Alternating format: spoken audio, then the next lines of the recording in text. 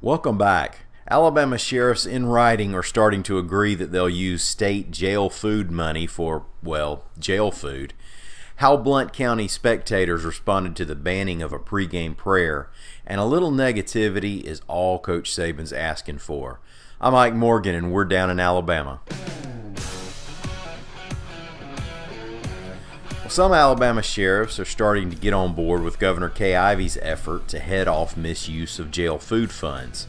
Last month, the governor updated the affidavits that sheriffs must sign before they can get state money for inmate food programs. Now those affidavits include a promise that they'll use the funds only to feed inmates, which seems like a pretty obvious thing to do. But remember that Alabama has a loophole that allows some sheriffs to claim some of that meal money for personal use. But now AL.com's Connor Sheets reports that 9 Alabama sheriffs have already signed the governor's affidavit, meaning they're going to get the state funds for jail food and hopefully not spend it on beach houses and used car lots. Now this applies only to state funds that go toward feeding state inmates. The promise does not cover federal and local money.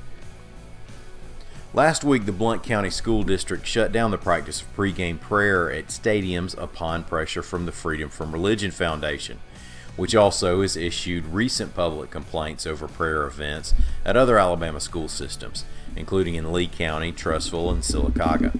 Freedom from Religion is a national nonprofit that's well-heeled enough to threaten lawsuits that it's almost certain to win, since courts in the past have struck down many types of public prayer associated with public school events. Now on Friday at the Locust Fork Pennington football game, reports AL.com's Anna Bain, fans packed the stands with green t-shirts that said "We Believe" on the front and the Lord's Prayer on the back.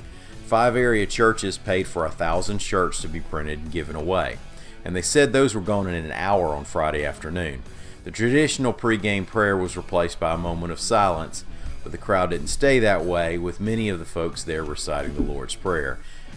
Now, that's been a somewhat common reaction during moments of silence that replace prayers before ball games.